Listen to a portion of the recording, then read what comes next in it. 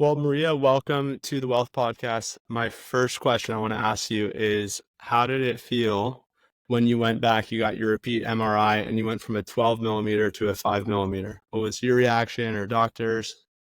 Surprise, happiness. I think I surprised my doctor more than anything. Really? And so what was your doctor most surprised? The reduction in size in that period of time. Um, Okay. I think he was And expecting me to be marching into surgery. So, yeah, so for those who haven't seen it, and I'll pull up the MRI in a little bit, um, you had a 12 millimeter disc herniation at L5S1. You got your first MRI in November, correct? Was that November of 2023? yep, early November of 23. Okay, early November of 23. And then let me pull this up right now. This is, you see my little hair in there. I took your MRI and I threw this up on YouTube. So what we're looking at right now is Maria's MRI. On the left, we see her 12 millimeter, and then November of 2023. And then on the right side, we see her 5 millimeter. When did you go back and get that follow-up MRI? It was 6 months to the day, actually. Whoa, 6 months So to the May day. 5th. So, wow. So we went 6 months and then a 7 millimeter reduction in 6 months. hmm Wow.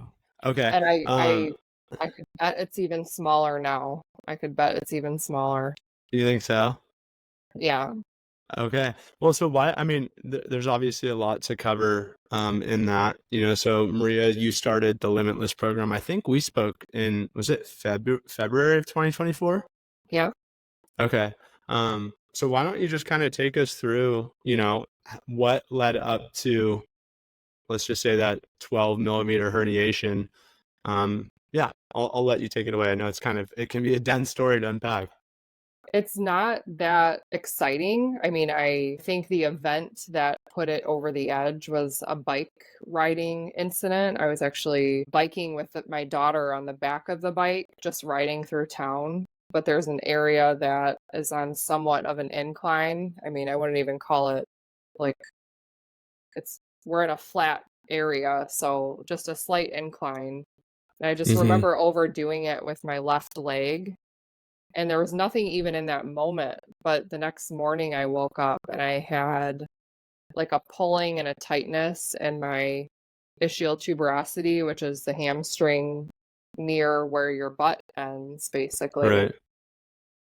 And that was odd to me. So I went through feeling for like a month and a half, and it had not been impacting day to day at that point, but it sort of progressively worsened. So I was like, maybe I have like a piriformis issue, and I was convinced it was like a muscle problem. So I did a couple massages. I had been doing some chiropractic work, stuff that I would have been in my wheelhouse for recovery from something in the past. And it just got worse. There was a massage that I actually had, the second massage after the awareness of the injury.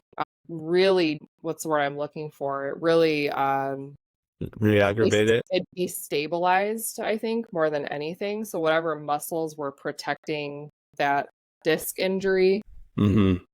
it was like a total backtrack situation, because I told the massage therapist, I'm like, oh, just work on my piriformis, go crazy on that glute, just break everything up. And it was like literally the worst thing I could have done. Yeah. Okay. Yeah. So it doesn't sound like necessarily a very traumatic, you fell or something. It was just kind of biking. And I think for a lot of our members, that's kind of the case. So the sciatica, or the nerve pain, kind of tightness started to become worse and worse, right? And you are a functional nurse practitioner. That's correct, right? Yeah. Okay. And so had you had experience with this, or were you kind of trying to self-diagnose, or did you have any idea what was about to happen to you?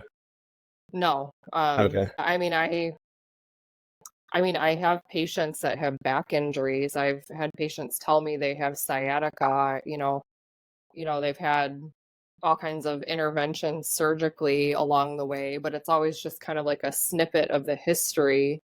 Um, and I just never personally understood what sciatica felt like. I mean, I feel like I walked into this like a freight train. It's made me a better clinician because I understand pain in a very deep way at this point. I mean, and I have to say, I'll go back in time a little bit. Yeah, please do. I was a bedside register nurse in an ICU setting when I first came out of school. So that was about 12, 13 years ago.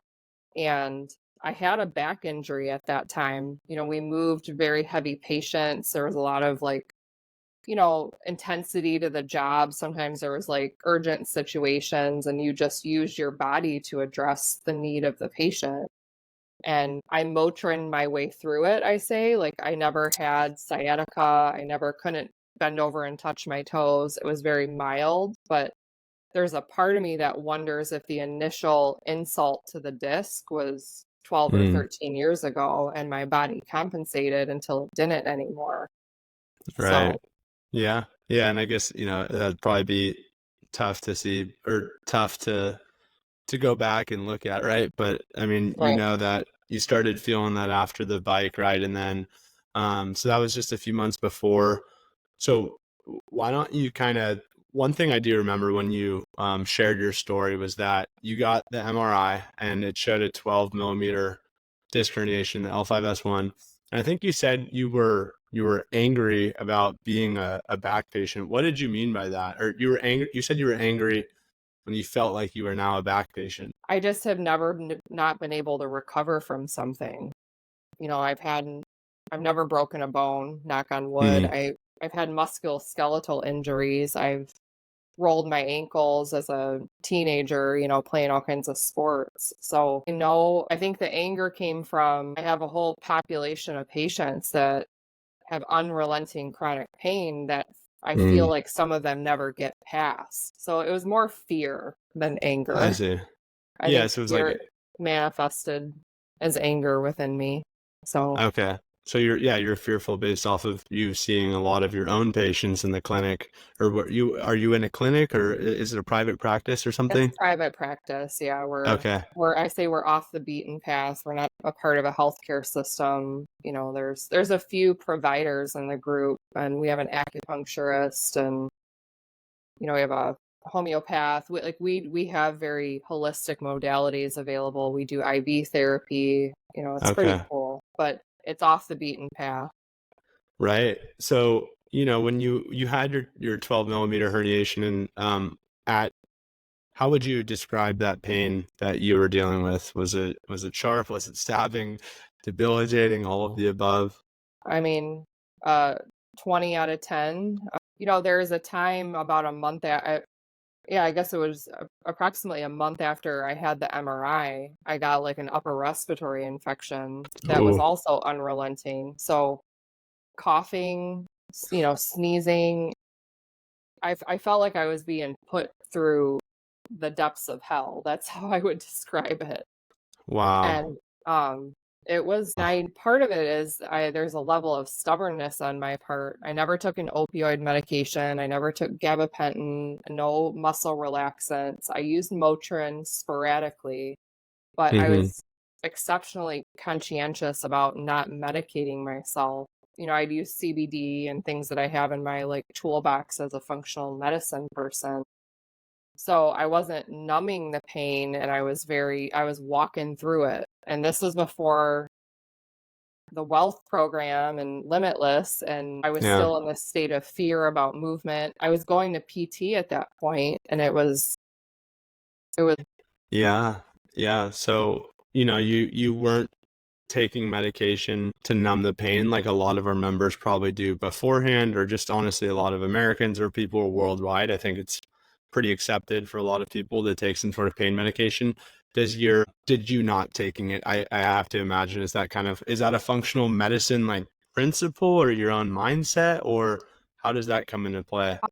I mean, in some ways a functional medicine principle and that, you know, there's a lot of side effects metabolically and Mm, risk for dependency. And there's this whole concept even with Motrin, for example, and steroids. If you overdo it, you're going to prevent the healing process from actually occurring properly. So there was some science behind that decision, and opioid medications come alongside acetaminophen, which is Tylenol, and that's really, really hard on the liver. You won't Yeah. detox properly when you're taking that. So I just know too much about the dark side of the medication world, and thankfully I never had to call on it. I mean, I had the will to get through it, maybe stupidly. I don't know. I Do you feel like, so let's just say November of 2023, you've got that MRI pain,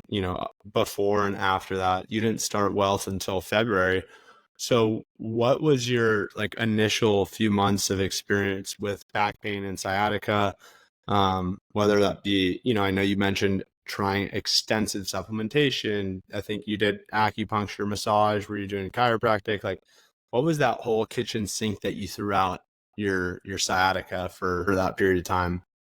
Yeah, I mean, I still was embarking on chiropractic a little bit at that point, just hoping that I'd walk in the door and they'd crack me the right way, and Yeah. things would be put back into place. And I guess I do take that back a little bit. Once I confirmed the disc injury, I had a single adjustment after that, but they just worked on my upper spine. They never went near the lumbar spine at that point. But yes, acupuncture, they were using traction at PT, which the more I learn about that, I want to scream a little bit at the modalities that they felt like Feel were. free. Please feel free to scream all you want. I mean, it's like you have this knot tied in a rubber band and you're just like yanking it apart. And what ends up happening? Like you're just making matters worse by just pulling and pulling and pulling. Like that wasn't doing anything to address strengthening the ligaments and the Right. tendons and the muscles. And and I was convincing myself that during the PT time that maybe I was getting a little bit better, but you're in that state of pain. It's almost like you're delusional. And at a certain point, I'm like, this isn't working anymore. It was like I was approaching like the 7, 8 week point. I'm like, I'm not getting any better. And I was Right. coming home and doing exercises. I know a lot of my patients, they say they go to PT and they do, 30 minutes of exercise twice a week and they call it done. Right. I was, and then eventually I learned about the back mechanic and Stu McGill. And so I started diligently doing his exercises too. And this is probably into like January, maybe late December, January. And there was a level of strengthening that was occurring, but I still had the disc pain. I would wake up I would wake up at 4 o'clock in the morning and have to go sleep on the living room floor because that throbbing disc pain that happens as you sleep overnight was just so intense.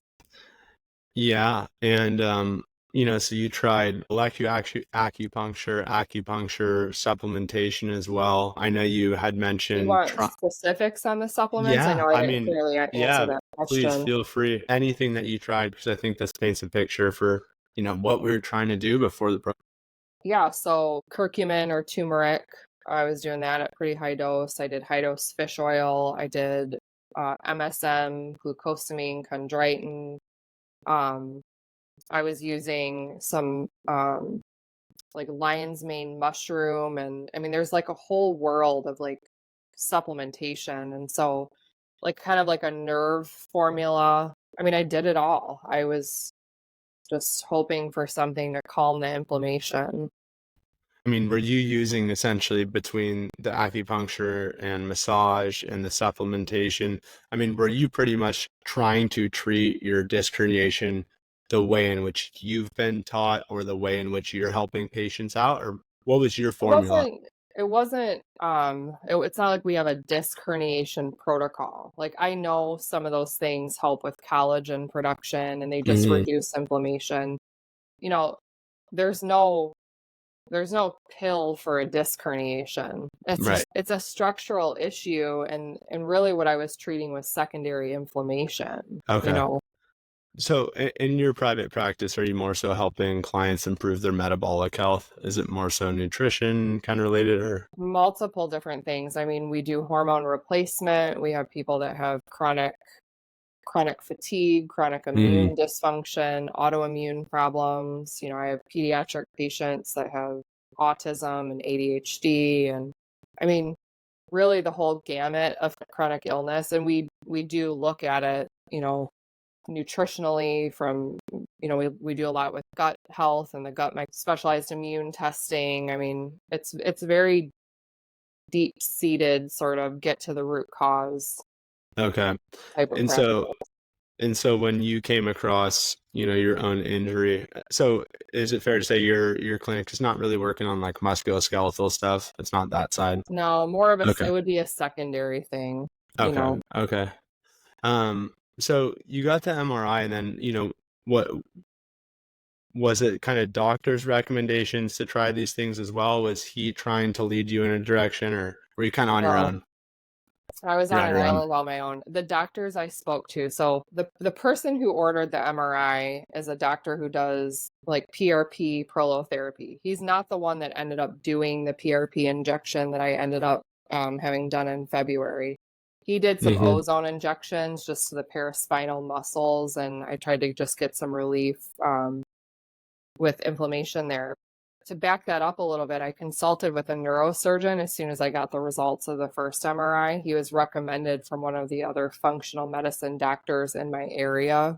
So I consult with this guy, and he's like on the call with me for 5 minutes. He's like, I think you just need to have a discectomy. You just need to have Whoa. surgery.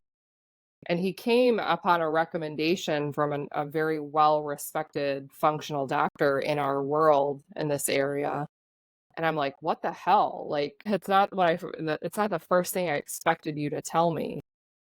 What And what were you expecting him to tell you? Or were you hoping for more of a conversation, well, goal just maybe oriented? trust in the PT process. Like, I hadn't even embarked on physical therapy at that point. And he's a surgeon. We say, surgeons are trained to do surgery. So, Right. but the size of the disc is what was so apparently compelling to him to make a recommendation for surgery right out of the gate. Yeah. Yeah. Oh man. That's tough. But yes, unfortunately we do see that. And interesting, the person that you got referred to from was, you say, one of the top functional medicine doctors referred you to the surgeon. So you were hoping maybe more of, Much more of a holistic perspective right out of the gate. But because isn't that the whole perspective of functional medicine? It's supposed to be getting down to root cause and that sort of thing. yeah, and allowing the body to heal with the mechanisms kind of that we have for healing. And Mm-hmm. that's not conventional medicine though. It's surgery, drugs, it's quick fix kind of stuff, which some people need. I'm Yeah. not all or nothing here. Right. So Yeah. And there's absolutely cases in which surgery is warranted. I think we jumped the gun on it very quickly. And clearly, you even saw on that, like, you didn't need surgery, and such an incredible demonstration. Going through the Limitless program, I know there's other programs out there that I think you could do that would do that to the disc. I do think that there are other programs out there. I hope Wealth's not the only place helping facilitate these healings. So, what would you say were some of the biggest challenges that you faced before starting the Limitless program? Whether it be with the McGill or Mackenzie or just mentally. I know you're a mother. Like, what was some of the toughest things that you had to deal with, or lowest points? just being a jerk because you're in pain, and trying to put on I worked through this. I never took any time off.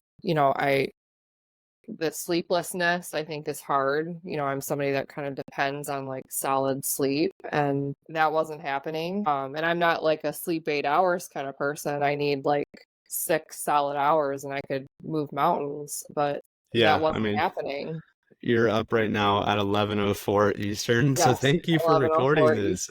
It's Eastern. Yeah. 8:04 right now. I'm in California, so this is so generous of you to share your time right now with me. So you don't go to bed at 9 o'clock, but you do need some sleep. Yes, and that wasn't happening, but still getting up and getting at it. And I feel like just the daily drag of pain, it wears on you.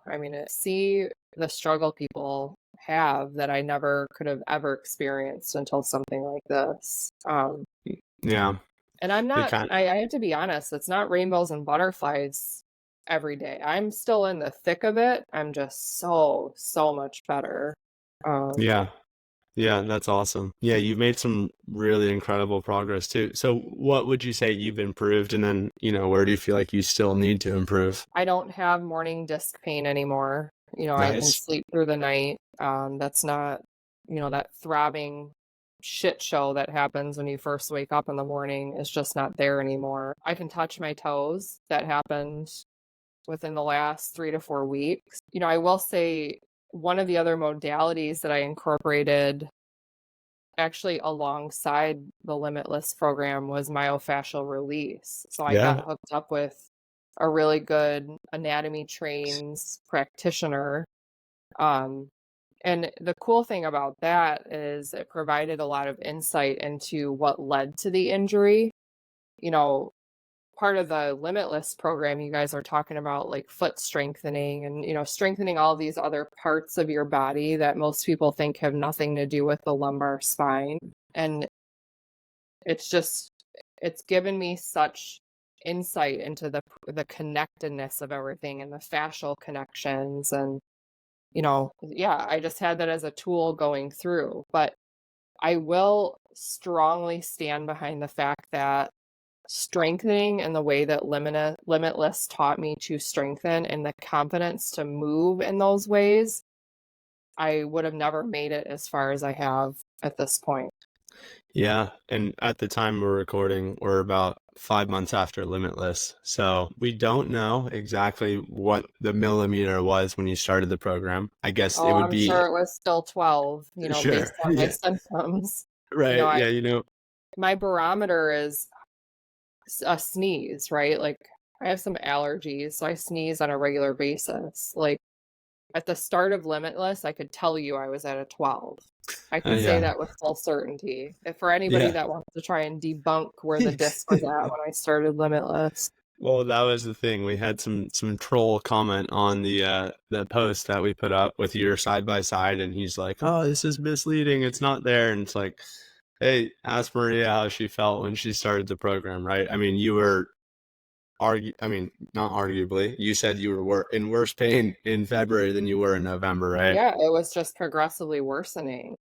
Yeah. So one of your clients, funny enough, had mentioned Limitless or Wealth, I think in December, and I think you just said you were skeptical about it because of, hmm it's Instagram's origins. How did you come around to actually starting 2 months later? What kind of turned that around for you, or why? So I'd been playing around with McGill and actually doing McGill exercises every single day.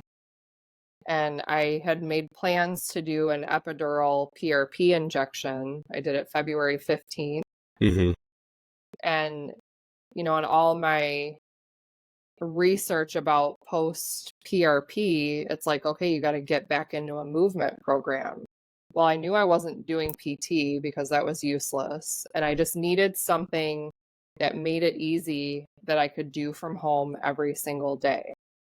So I didn't quite know that about the Limitless program, but I was like, hey, so and so sent that a while back. Like it just kind of like sparked this memory of what he had showed me. And I just looked into it a little bit more and then reached out. Like it was almost Yeah. like this, like I had a necessity for a movement program that didn't require me to go to a gym every day. Yeah. And I think when you say physical therapy didn't work, but Limitless did, people are like, oh my gosh, like, well, what's so special about Limitless? Because I hear it's a rehab program. How would you describe the difference between what you were doing before, whether that be at a physical therapy clinic or McGill? Like, what was so enlightening, so different about Limitless and what we teach at? Like what comes to mind just as a knee-jerk response is it's dummy proof. So Mm. that's a silly thing to say. No, that's great. Like I'm a working professional. I have patients that I care for. I have a demanding job that carries into the weekend on a regular basis. I can't be thinking about like building an exercise program. Like I'm going to do squats and then I'm going to do lunges, then I'm going to do this and then I'm going to do that. Like I need something laid out that's simple on a beautiful app that I would pull up on my iPad and, it Yeah. just It was easy. It took, mostly you're in pain. So how do you navigate even like approaching that stuff when you can, you can't move like you want to without having pain. So that was a no-brainer for me. That's And really cool. and the contrast to PT is you go to PT maybe 1 to 2 days a week, maybe 3 if it's convenient for you. And I was lucky enough to have a PT setting that I was the only client, assigned to that PT. I know in some places you're kind of like another number, right? Like they're filtering through a lot, but you have a dedicated hour with a physical therapist, but it just felt like it was never challenging enough. I don't know how to explain it. It was too disjointed. Right. Yeah, not really too much of a progression. I think a lot of rehab feels to people like you're fragile and broken and we're just going to do clamshells and dead bugs and, like the McGill Big Three. But hey, if you have a disc herniation, just run the McGill Big Three for the rest of your life. And like, that's all you do. But You're never going to for, hip hinge. I mean, yeah, and when you guys brought in hip hinge in week 1, I'm like, are they fucking crazy? Like, I'm not going to bend over right now. I'm going to throw my back out more. Like, I literally thought right. that, these things go through your head and then you're like, I'm going to trust the process. And I mean, I also put like a little bit of faith in just, you all have been through it before. Just trust the process. And, Mm-hmm. I Mm-hmm. followed a lot of your social media and, I'm in this world now. And I feel like there's so many people that, their ego is still just in the way. Like, you just gotta like let go a little bit and know that there is a means to an end. Like, healing is possible. Yeah. Yeah. I know I don't the know. I hip don't hint. have all the answers. Hey, I mean, this has just been, your experience, right, with it. But I think, a lot of people are dealing with that. They're kind of stuck doing a few exercises or 5 or 10 exercises for their low back or their shoulder. But then it just seems so far out of reach. Like, well, how do I get back to actually living or lifting or running or sprinting or picking up my kid? Like, how do these 5 or 10 PT exercises help me make that jump to get back to living? And that's our, like Maria and all of our other members who have these incredible transformations. I mean, they put in, frankly, a lot of time. It does not happen overnight. The Limitless program has 56 individual workouts at what? Like, how long did each one take you roughly? 30 minutes? Like, what was? Depending, I mean, some nights I was mailing it in, right? Like, I even have to be honest about that. I did the workout every day for 8 weeks, like beginning to end. But there were times where I'm like, I can only do 2 sets of this instead of 4 sets, right? Yeah. So between 30 and 45 minutes, depending on how many sets, you dedicate and the pace at which you're doing that set. But that was the other cool thing. It was under an hour to like get through reasonable movement practice, right? Right. And so there's that level of convenience too. And you just did it all at.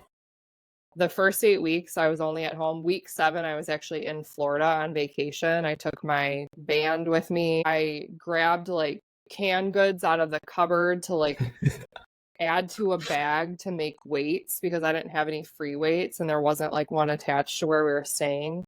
So I made do that week. It wasn't ideal. And I actually ended up redoing week 7 and 8 twice after I finished it completely so I could do it with more weight. Yeah, but you have a daughter, right? I mean, right now it's 11:15. We're talking like you work late, and we're talking after you put her down to bed. How old's your daughter? She just turned 4, so Oh, so he was in part the of the disc injury probably, jumping on me, holding her. yeah, so I mean, you're in the thick of it between taking care of her and then going to work and doing all that sort of thing. Like, time is absolutely precious. 30 to 45 minutes a day you made manageable. I'm sure there are probably a lot of days that you just maybe didn't want to do it. I mean, and if you couldn't, you did 2 rounds, right? I mean, you did something. Yeah, I would do the And warm up and I would do, at least 2 sets of like the core exercises. And I never Sure. took a break day. Like I never, it's written in that today can just be a go for a walk or run day or whatever. And I was Hmm. always doing the movement exercises on that day. But I am hell bent on never going under the knife. And I mean, I just had that motivation within me. Yeah. And Where did that motivation come from, or where does it come from? I mean, I fight the man every day in the type of medical practice. Like, I know the dark side of medicine. So, and not everybody has that luxury, but I've Yeah. seen it go south for too many people who think that surgery is the cure for whatever it is, X, Y, or Z, and Hmm. it doesn't always match up. And I mean, again, I'm not all or nothing. I know I worked in a cardiac ICU. I dealt with people that had open heart surgery on a regular Yeah. basis. There's time and a place for stuff like that, but I'm getting off track a little bit, but No, you're not. It's all part of the conversation, and that's why I was really excited to have you on as well, because, that was one thing too. You have seen what you talk about, and we talk about this too, but just some common medical system pitfalls that are not suited to help you overcome, your back pain or sciatica. What have with surgery, or what are some of those instances, whether it be specific or anecdotal or general ones, like where do people get going in the wrong I direction? I think the problem is it's like a building effect. Like somebody has, you know, some lumbar spine intervention and then it leads to another level of dysfunction, especially if they're using hardware, you know. So it stabilizes one area of the spine and then, life goes on for a little while and then there's just another injury which leads to another surgery, and then the pain is still there. Like Right. Yeah, you have to make up for that stability or lack of range of motion typically I somewhere actually, else. a few months after I started, oh, maybe it was like, I was probably halfway through the program. I had a Mm. patient similar in age to me come in for a follow up. And it was like, as a matter of fact, I ended up having a disc herniation since I last saw you. So she wasn't seeing me for any of those related issues. She ended up having a discectomy right away, but it protruded again. And she was in that state where pain was coming back. And it was only like several months. And I'm like, Mhm. I understand that to be a pitfall of that surgery is, you almost put the disc at more risk for a secondary protrusion. Yeah, I think, I don't know the statistics, but I'm pretty sure that it can increase the risk of reherniation after. One of our members and some gentleman that I went to high school with, he just started the Limitless program. He's 2 years younger than me, so he's 25 or 26.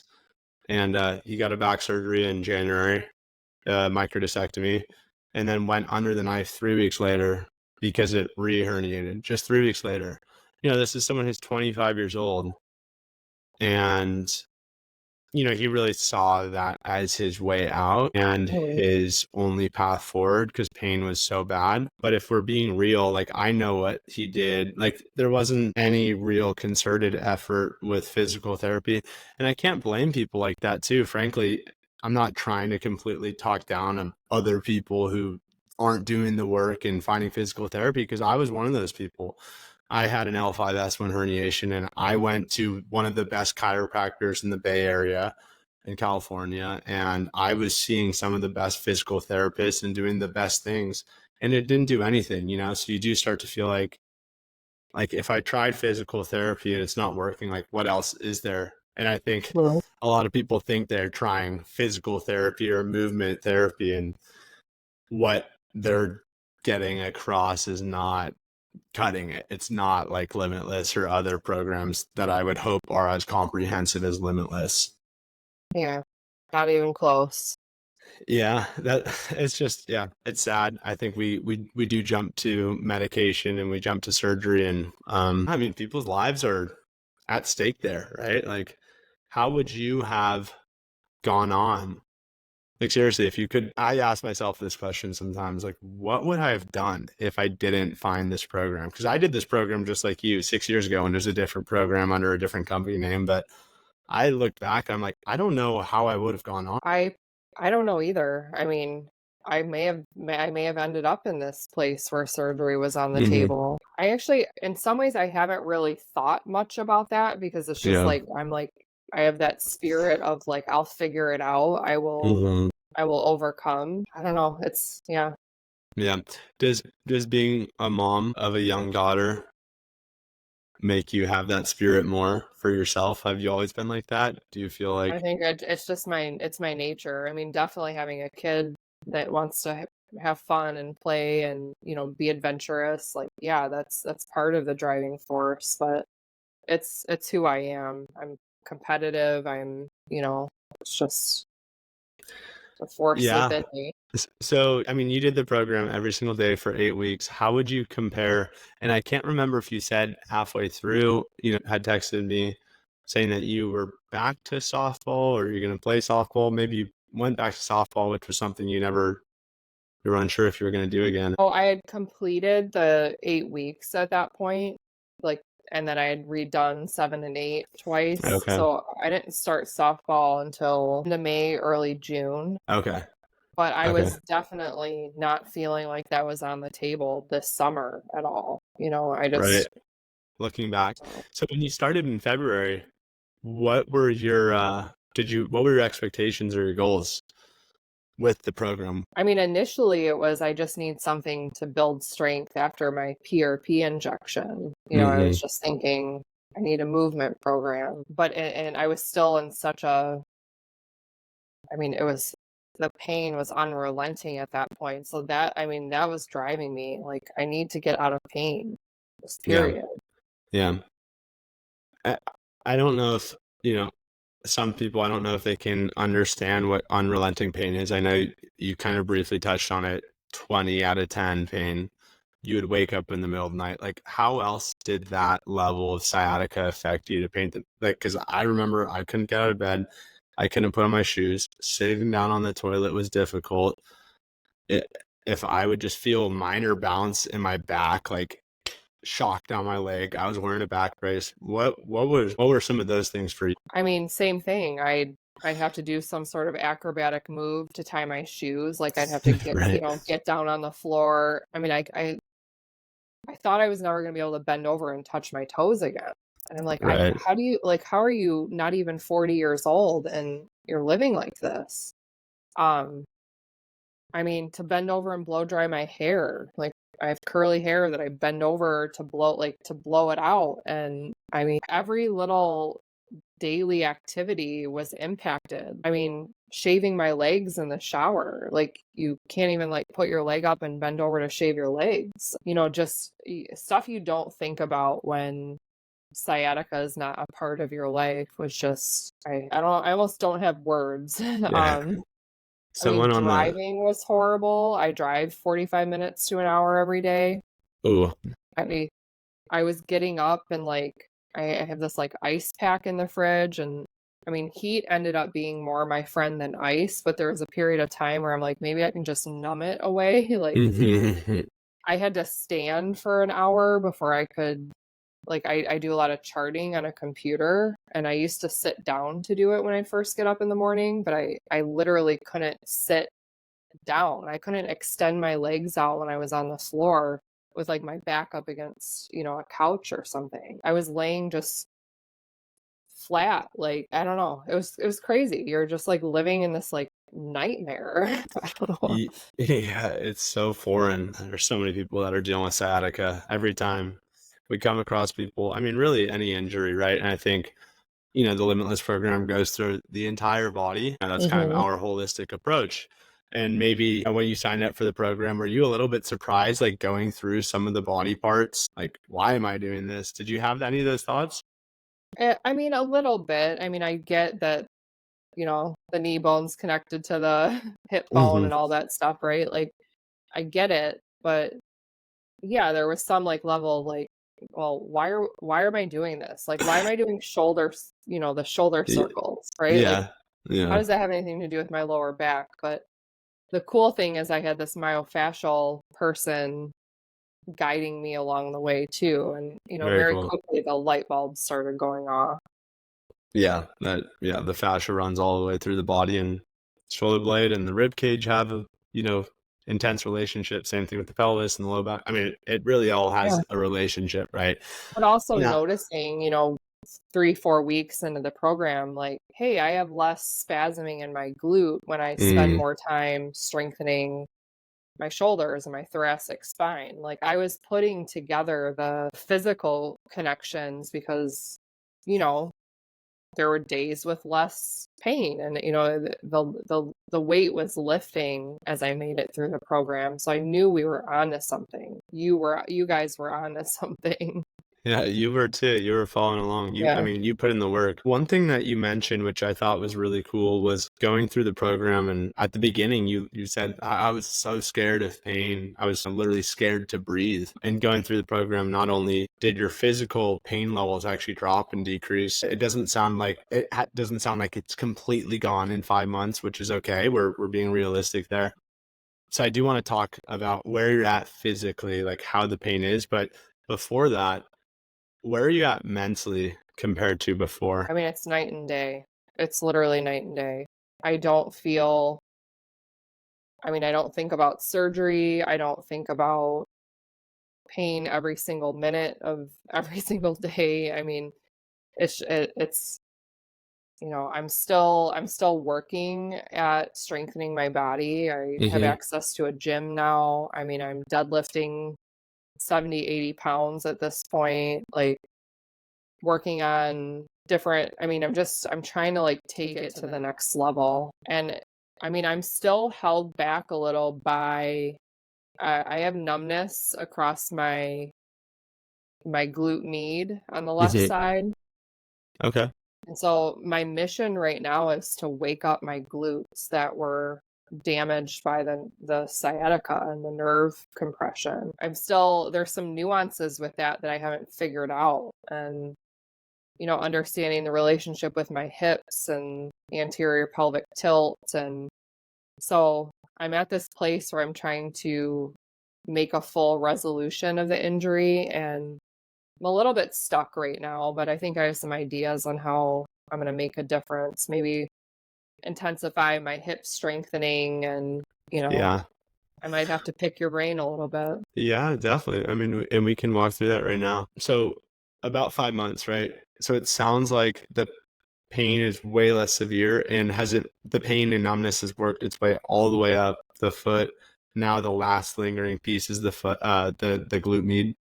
So I never had numbness in my foot, and I never Okay. lost strength. I never lost strength below my knee. I had Okay. atrophy in my glute. And I mean, I would feel sciatica into my hamstring, into my lateral knee, and into my left Achilles, but there was never numbness, tingling. I mean, I guess I was lucky in that way that I was protected from like foot drop and any of those scenarios. Yeah, those are intense. What's interesting is this year, 3 people alone have reversed their foot drop through the program. Greg from Canada, this guy Vasil from Bulgaria, Romania, and then who's the last one? John Snow, Ohio. 3 people who joined the program with foot drop. That is obviously a topic in which way more weary about. Like that is And it typically a can be a converse. surgical Exactly. conversation. Yeah. Yep. Yep.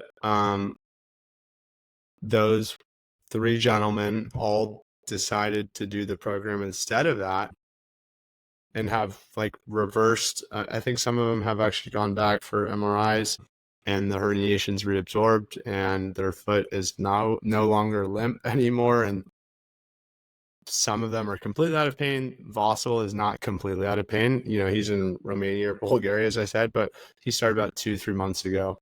So kind of in that, 2-3 month place where he's like, wow, like I have pain, but not nearly the extent of where I thought I was going to be. So like very refreshing seeing the light at the end of the tunnel. Yeah, of course, foot drops, obviously a different issue. So you're still having a little bit of lingering stuff, but how would you, I know percentages, people like to know the percent, like how much better do you feel, or how would you kind of quantitatively or qualitatively kind of paint that picture? I mean, I think I'm at 90%. Like, I Okay. played softball last night and I didn't take Motrin before I played softball. So I have been pre-medicating before games for the last 6 weeks, 7 weeks, however long. I'm like, I'm not doing it tonight. I'm gonna see Nice. what my body can bring forward here. Okay. And in some crazy way, the more I challenge, like I actually played outfield last night, and I've been playing first base up until this week. So I normally play left field because I can actually catch the ball. Yeah, But yeah. I have some speed too to like move and catch the ball in the outfield. And I played there last night, and my teammates were all like, "What the heck? Like, where's this coming from?" Like, Let's go. That's so. awesome. But I say that to add to the fact that I feel good today. Like I challenged my body, and I think that's like if I could get a message across to people that are just in this like negative place, sometimes you just have to push past the fear. Like our bodies are capable of doing so much more than we even realize. And that's where I'm at today. I'm like, I know I'm gonna figure this glute thing out. And maybe the answer is just intensifying everything I'm doing. Yeah, okay, so 90% recovery in 5 months. Thank you for not just saying, oh, it's 100%, because sometimes people are like, oh, the wealth program gets people out of pain in 2 months or 100%. It's like, I've seen that happen for people, but the reality is it does take some time.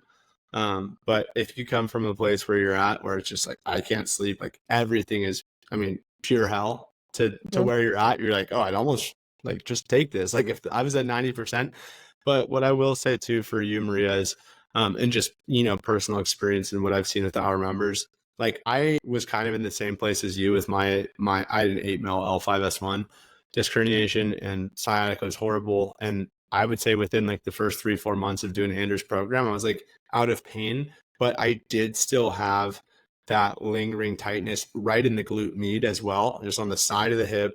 Mhm. It felt like so clumped up and Yeah. sensitive. And what was really interesting was, I don't know if it was psychological. Just looking back on it, part of me felt like it was still kind of holding on to a pain that wasn't necessarily there. But for instance, like I remember 6 months after I grabbed the lacrosse ball and I like tried to massage the glute med, and it felt like that pressure brought back PTSD and sent pain down the leg. Like it was almost this protective mechanism.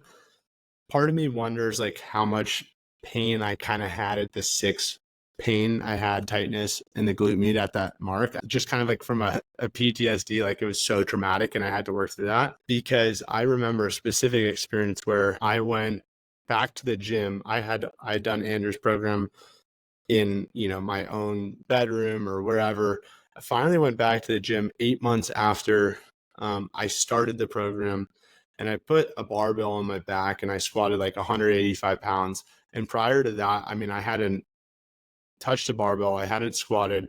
The program was longer back then. And I remember putting it on my back, being scared, going down, squatting, coming up, and then re-rocking it. And just this insane like light bulb flash of any lingering tightness in my shoulders and pain in my body. It was gone. It was like just from demonstrating to myself that I had gone back and I was able to do those activities. I know it sounds woo woo to people, but part of me wonders, like I think a lot of people do continue to hold on to certain aspects of pain that are not there, if that makes sense. But, everyone kind of has to figure that out. And that's not to say that you just think your way through rehab, like you have to get Right. down and dirty and do the movements for sure. But I think that's what we're trying to understand as well. I mean, there are some people who are so wrapped up mentally in their pain or their diagnosis or their fear, and that holds them back. So I would say for you, I mean, maybe be cognizant of that. That could be a little potential. But just like obviously in terms of what can we do actionable, it sounds like you're tackling the fear aspect and you are going back and trying new things, which I think is awesome. I mean, you did something last night where you push yourself and you feel great today. That's a massive confidence boost. But yeah, it wouldn't hurt to go back through the program or spend a little bit more time on your hips. Something that I've spent a lot of time on is, the rib cage and trying to open that up. That has kind of made my upper and mid and lower back feel great. You just got to keep exploring. And then also too, I mean, Mhm. if you want specific help, of course, you can post in the private Facebook group and we'll work with you on some stuff. I don't know, Did you really use the Facebook group at all, or were you kind of? I posted one time. The RDLs were a bitch for a second. Like I couldn't Yeah. do. I was cheating on them at first, lifting my other hip and not Mm, and I had such limited range of motion. I mean, this isn't yep. all that long ago. This is a month, 6 weeks ago. Because I keep saying I repeated week 7 and 8, and I was hell bent on getting these RDLs down. So I remember posting that, and I mean, I got some decent feedback, but I just think it was time. It was like a Mm, matter of just continuing to do it. Um, yeah. so And you've done it. Well, I have maybe one more question. I know we're almost getting to midnight your time, so thank you. Just kind of going back to where I started asking about that reaction with the doctor. Why did you go back and get a repeat MRI in the first? So we had a follow. He's the doctor that requested the repeat MRI is the one that did my epidural PRP injection, and we just had Mm-hmm. like a random check-in. Okay. Um, so let's see. And It would have been again, like, this is the MRI we're looking at if you're watching or listening. So on the left, that was November of 2023. And then on the right, this is Maria's repeat MRI of 5 millimeter L5S1 disc herniation. You say 6 months to the date, right? yeah. Okay. So I was 6 weeks out from the PRP approximately, and he's like, well, why don't we? It was more out of like he heard I was doing better. He's kind of like a colleague as well. So Okay. he's like, why don't you just do a repeat like right at the 6 month point, and we'll see what it shows. It was more a curiosity thing. I wasn't really pushing for it. He wasn't really Okay. pushing for it. It was kind of like a collegial, like, okay, let's just check it out and get some data. Um, Okay. I think he was a little bit surprised at the progress I was making, and I did tell him at the time I was doing this Limitless movement program, which I felt Mm-hmm. was like a key piece of why I was getting better so quickly. Um, so yeah, it wasn't for any other reason than just curiosity and the ability to have somebody order it and get it covered by insurance. So So when he was surprised, I mean, because you said too at the beginning of the conversation that, maybe he thought you were gonna be wheeling your way down into surgery and, just maybe he just wasn't as optimistic for you. Was his reaction like has he seen MRIs kind of go like this from that massive reabsorption? Um, I think it just happens. Uh, if it does happen in his experience, it would have been a lot further out, like a year plus. Like that's kind of what he said to me. He wasn't expecting just the progress within the time frame that was provided. So if you were to make a guess as to, and again, MRI doesn't tell everything, but it's really cool that we see the MRI and you're recounting it with actual, this is how I feel, this is how I think, 90% reduction or 90% recovery. I mean, if you were to sum it up, why do you feel like you went from this to this in just a few months, right? Because again, you're assuming or we're assuming that, maybe that 11/5/23 was what the MRI looked like in February when you were in horrible pain as well. But even in 3 to 6 months, what do you feel like was a big part of this healing? just strengthening my core and just the strengthening of those supportive ligaments, tendons, muscles, like without a doubt in my mind. Um, I mean, all of those supporting structures are there to keep things aligned with your lumbar or with your spine, period, and Mm-hmm. vice versa. Like, I mean, it's a synergy back and forth. But for a variety of reasons, my core and my were very weak, and you know, I Yeah. was mailing it in, doing a hit workout once a week. I was sitting too much at work. I was, you know, tossing around a 3.5-year-old and having her jump on me. And, I mean, we would do the dirty dancing move in the living room, because she loves dancing to that song and getting thrown over my head. I was abusing my body and not like actually paying attention to keeping my core strong. And so now Limitless has forced me into caring about my core. There we go.